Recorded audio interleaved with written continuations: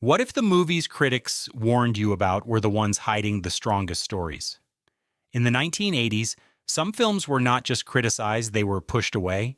Reviewers told audiences to avoid them completely, but something unexpected happened. These films refused to disappear, they stayed, they grew, and over time they became cult classics that challenge everything critics once claimed about them. Number 10, Dressed to Kill, 1980. From the moment it arrived, this film was surrounded by discomfort. Directed by Brian De Palma, Dressed to Kill did not quietly enter theaters. It provoked, it unsettled, and it immediately divided critics in a way that few thrillers ever had. Many reviews did not just criticize it, they warned audiences about it. They described it as excessive, as disturbing, as something that crossed boundaries that cinema should not approach. The film follows a series of violent events tied to a mysterious killer. What begins as a psychological exploration quickly turns into something more graphic and confrontational. De Palma uses tension and voyeuristic camera work to pull viewers into uncomfortable spaces. The violence feels sudden. The tone feels unpredictable, and that is exactly what critics reacted to. At the time, some reviewers accused the film of being exploitative. Others argued that it blurred the line between suspense and shock in ways that felt irresponsible. The controversy grew beyond reviews. Public debates began to shape its reputation. Audiences were not simply curious, they were cautious because critics told them to be. Yet over time, the film found its audience, its style, its boldness, its willingness to push limits became part of its identity. What was once condemned is now studied as a defining example of thriller filmmaking in the early 80s. Dressed to Kill stands as proof that controversy can sometimes hide intention, and that the film's critics warn against often become the ones people remember. Number 9, Ishtar, 1987. There are films that fail quietly, and then there are films that critics try to erase completely. Ishtar belongs to the second category. Directed by Elaine May, this ambitious comedy became one of the most aggressively attacked films of its time. Critics did not simply dislike it. They mocked it. They dismissed it.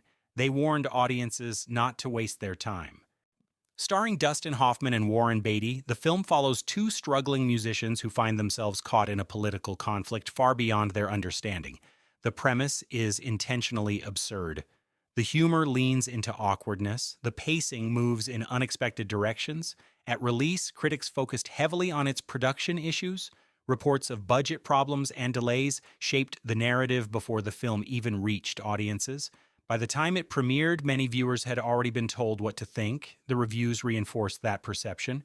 Words like disaster and failure dominated the conversation. But time has a way of changing perspective. Beneath the criticism, there is a film that plays with tone in unusual ways. Its humor is strange but deliberate. Its characters are flawed but oddly sincere. For some viewers, that makes it more interesting than traditional comedies. Today, Ishtar has developed a quiet cult following. It is still debated, still misunderstood, but no longer ignored. And that shift reveals something important. When critics tell audiences to stay away, they are not always closing a door. Sometimes they are creating curiosity that refuses to disappear. Number 8, Blue Velvet, 1986. It begins like a dream that feels too perfect to be real. A quiet neighborhood, bright skies, clean lawns. Then without warning, that illusion breaks apart. Directed by David Lynch, Blue Velvet pulls the viewer into a world that looks familiar but feels deeply wrong. When it arrived, critics did not respond with simple disagreement. Many reacted with discomfort. Some went further and warned audiences to stay away from it entirely. The story follows a young man who discovers a severed ear and is drawn into a hidden underworld of violence and obsession. What makes the film unsettling is not just what happens, but how it unfolds. Lynch does not rush. He lets scenes linger. He allows tension to build in silence. Every moment feels like something terrible is about to happen. At the center of this darkness is Dennis Hopper delivering a performance that critics at the time found almost unbearable. His character is volatile and unpredictable. He turns ordinary moments into threats. That intensity became one of the main reasons critics pushed audiences away. They described the film as disturbing and morally questionable, but beneath that discomfort lies a deliberate vision. Well, Lynch was exposing the darkness hidden beneath ordinary life. He was showing that beneath calm surfaces there are forces people choose not to see. Over time, audiences began to understand that intention. Today, Blue Velvet is considered a masterpiece of psychological cinema. What critics once rejected is now studied for its boldness and its refusal to follow conventional storytelling. It proves that discomfort can be a powerful tool and that the films people are warned against often carry the deepest meaning. Number 7. The Hunger, 1983. At first glance, this film feels elegant and controlled. Directed by Tony Scott. The Hunger presents a world of immortality that is visually stunning and emotionally distant. But when it was released, critics did not embrace its beauty. Many dismissed it as empty and slow. Some reviews went further and advised audiences to avoid it altogether. The story centers on a vampire couple whose eternal existence begins to unravel. David Bowie plays a man who suddenly faces rapid aging, while Catherine Deneuve embodies timeless control. Their relationship becomes a haunting exploration of decay and desire. The film focuses less on traditional horror and more on atmosphere and mood. That choice is what confused critics at the time. They expected a more direct narrative. Instead, they were given something quiet and meditative. Scenes unfold slowly. Emotions are expressed through visuals rather than dialogue. For many reviewers, this felt like a flaw. They described the film as lacking substance and warned audiences that it would test their patience, but over time, a different perspective emerged. Viewers began to appreciate the film for what it actually was, a study of immortality and loneliness, a reflection on what it means to exist without end. Its visual style influenced later films, and its themes became more relevant as audiences changed. Today, The Hunger is recognized as a cult classic that was misunderstood at release. What critics once saw as emptiness is now viewed as intentional restraint, and what they warned against has become exactly what draws audiences back to it. Number 6, Videodrome, 1983. This is the kind of film that does not ask permission before it disturbs you. Directed by David Cronenberg. Videodrome arrived like a signal no one fully understood. Critics did not react with curiosity. They reacted with discomfort and rejection. Many described it as perverse and unsettling. Some reviews warned audiences directly that this was not a film meant for ordinary viewing. It was something to avoid. The story follows a television executive who becomes obsessed with a mysterious broadcast that seems to blur the line between reality and hallucination. What begins as professional curiosity slowly turns into psychological collapse. The deeper he goes, the less certain everything becomes. The film refuses to offer clear answers. Instead, it pulls the viewer into a world where perception cannot be trusted. Cronenberg uses imagery that was shocking for its time. The human body merges with technology, screens feel alive, reality bends in ways that feel invasive. Critics focused heavily on these elements. They saw them as excessive, as unnecessary, as something that crossed into territory that audiences should not experience. But those same elements serve a purpose. The film explores how media influences perception, how exposure changes reality. It questions whether what we see can reshape who we are. These ideas were far ahead of their time and difficult for critics to process. The hostility surrounding the film became part of its identity. Audiences who ignored the warnings found something deeply unsettling but impossible to forget. The experience felt less like watching a film and more like being pulled into a distorted broadcast that refuses to let go. Number 5, Scarface, 1983. From its opening moments, this film makes one thing clear. It is not interested in restraint. Directed by Brian De Palma, Scarface delivers a story of ambition that grows louder and more dangerous with every scene. Critics at the time did not simply criticize it, they reacted with alarm. Many described it as excessive and morally empty. Some reviews warned audiences about its graphic violence and relentless tone. At the center of the film is Al Pacino as Tony Montana. His rise from nothing to power is fast and explosive. Every step forward is driven by hunger, not just for money, but for control. The film does not slow down. It builds intensity until it becomes overwhelming. Critics focused on the violence and the language. They argued that it crossed lines that mainstream cinema should respect. They questioned whether it glorified crime instead of condemning it. That concern shaped much of the early response. Audiences were told to be cautious, to expect something extreme, but beneath that surface, the film presents a clear trajectory. Power leads to isolation. Success leads to paranoia. The more Tony gains, the more he loses control of everything around him. His world becomes unstable. His decisions become reckless. The story is not about victory. It is about collapse. The reaction from critics created distance between the film and its audience, but that distance also created curiosity. Those who chose to watch it discovered something intense and unapologetic, a film that refuses to soften its message and instead pushes it to the edge until there is nothing left to hide. Number 4, The Thing, 1982.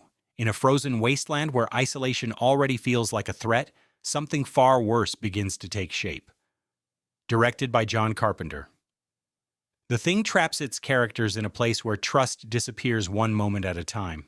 When it was released, critics did not react with admiration. They reacted with revulsion. Many described it as excessively graphic. Some warned audiences that the film was too disturbing to endure. It was labeled cold and brutal in ways that pushed viewers away. The story begins with a group of researchers stationed in Antarctica who encounter an alien organism capable of perfectly imitating any living being.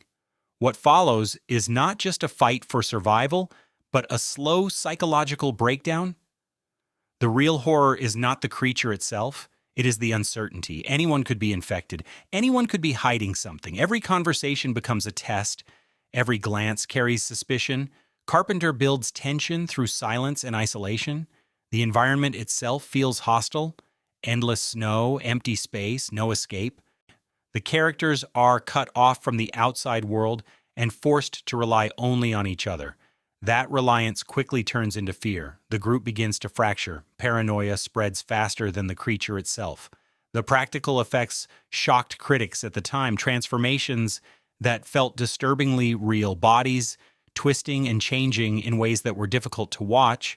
Reviewers focused on these visuals and described them as excessive. They argued that the film relied too heavily on shock rather than story. But the story is always there beneath the surface. It is about identity, about trust, about the fear that something unseen can replace you without warning. The creature is not just a threat, it is a symbol of uncertainty, a force that destroys the idea of knowing who is human. The film creates a constant sense of unease that never fully disappears. Even moments of calm feel temporary. The tension builds until every decision carries risk. Survival becomes less about strength and more about judgment, and in a place where nothing can be trusted, that judgment becomes almost impossible. Number 3, Cruising, 1980. Before it even reached audiences, this film was already surrounded by controversy that refused to fade, directed by William Friedkin. Cruising did not arrive quietly. It entered public conversation through protests and debate. Critics and activists responded strongly. Many reviews did not simply critique the film. They warned audiences against supporting it at all. The reaction was immediate and intense. The story follows an undercover police officer played by Al Pacino who is assigned to investigate a series of murders. To do this, he must enter a hidden world that operates by its own rules. As he moves deeper into this environment, the boundaries between his identity and his role begin to blur. The investigation becomes personal. The lines between observer and participant begin to disappear. Friedkin approaches the film with a sense of realism that feels unsettling. The world is presented without clear guidance. There are no easy explanations. The camera observes rather than judges. This approach created discomfort among critics who expected clearer moral direction. Instead, they were given ambiguity, a narrative that raises questions without offering simple answers. At the time, much of the criticism focused on the film's subject matter. Reviewers described it as exploitative and controversial. Some refused to engage with its themes and instead treated it as something harmful. That reaction shaped how audiences approached the film. Many stayed away because they were told it crossed boundaries that should not be crossed. But the film itself is less about shock and more about identity. It explores how immersion in a role can change perception, how exposure can alter behavior. The deeper the character goes, the less certain he becomes of who he is. That uncertainty becomes the central tension. The atmosphere is heavy and controlled. Scenes unfold slowly. Conversations feel loaded with meaning. There is a constant sense that something is shifting beneath the surface. The investigation moves forward, but clarity does not follow. Instead, confusion grows. Cruising creates a space where certainty does not exist, where identity becomes fluid and unstable, where answers feel just out of reach. That unresolved tension is what defines the experience and what continues to provoke discussion long after the film ends. Number 2, Heaven's Gate, 1980. There are films that fail quietly, and then there are films that collapse under the weight of expectation. This one did not just fail, it exploded. Directed by Michael Cimino, Heaven's Gate became a symbol of excess before most audiences even had the chance to see it.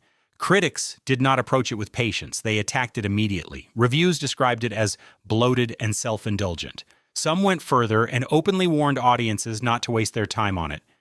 The film tells the story of a violent conflict between wealthy landowners and immigrant settlers in the American West. On paper, it is an epic narrative about power and survival. On screen, it unfolds at a pace that feels deliberate and unhurried. Cimino focuses on atmosphere and detail. Every scene is carefully constructed. Every frame carries weight. That approach is what critics rejected. They expected something more direct, something that moved quickly and delivered clear emotional beats. Instead, they were given a film that takes its time. It lingers on moments. It builds tension slowly. For many reviewers, this felt like a lack of discipline. They saw ambition without control, but the scale of the film cannot be ignored. Massive sets, large crowds, a sense of realism that feels immersive. The world is not presented as a backdrop. It feels lived in. The characters exist within it rather than simply moving through it. That level of detail creates a different kind of experience, one that demands attention rather than offering easy engagement. The backlash surrounding the film became part of its identity. The criticism shaped how audiences approached it. Many stayed away because they were told it was not worth their time. The narrative of failure overshadowed everything else. Yet within that narrative, there is a film that continues to provoke discussion, one that refuses to fit into simple categories. It challenges expectations about pacing and structure. It asks the viewer to slow down and observe rather than react. That demand creates distance for some and fascination for others. Heaven's Gate stands as a reminder that ambition in cinema does not always align with immediate acceptance.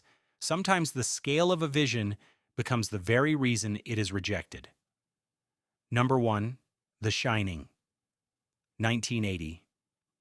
Imagine walking into a film expecting fear that strikes instantly and instead finding something that builds slowly and quietly. That was the experience for many critics when this film was first released. Directed by Stanley Kubrick, The Shining did not follow the rules audiences were familiar with. Critics responded with confusion and disappointment. Some reviews warned viewers that the film lacked traditional horror. It was even nominated for awards that mocked poor filmmaking. The story is simple on the surface. A family moves into a remote hotel during the winter. Isolation sets in. The father begins to change. But beneath that simplicity lies something far more complex. The film does not rely on sudden scares. It builds tension through atmosphere, through silence, through repetition. Jack Nicholson delivers a performance that shifts gradually from normal behavior to something far more unsettling. His character does not transform instantly. The change is slow, almost imperceptible at first. That gradual shift is what creates unease. The viewer begins to question what is real and what is imagined. Kubrick uses space as a tool, long corridors, empty rooms. The hotel itself feels alive. It watches, it waits. The environment becomes part of the story. Every movement feels deliberate. Every sound carries weight. Critics at the time struggled with this approach. They expected clear answers and immediate tension. Instead, they were given ambiguity. The film refuses to explain everything. It presents images and allows interpretation. That lack of clarity became one of the main criticisms. Reviewers described it as cold and distant. They felt disconnected from the characters and the narrative. But that distance is intentional. It creates a sense of isolation that mirrors the experience of the characters. The viewer is not guided. They are placed inside the environment and left to interpret it. The tension builds without release. Moments repeat. Patterns emerge. The hotel becomes a space where time feels distorted, where reality shifts. That atmosphere creates a different kind of horror, one that stays with the viewer long after the film ends. So next time someone says a film is too strange, too disturbing, or too much, remember this. Those warnings do not always mean stay away. Sometimes they mean look closer, because hidden inside rejection are stories that refuse to fade and experiences that stay with you long after the screen goes dark.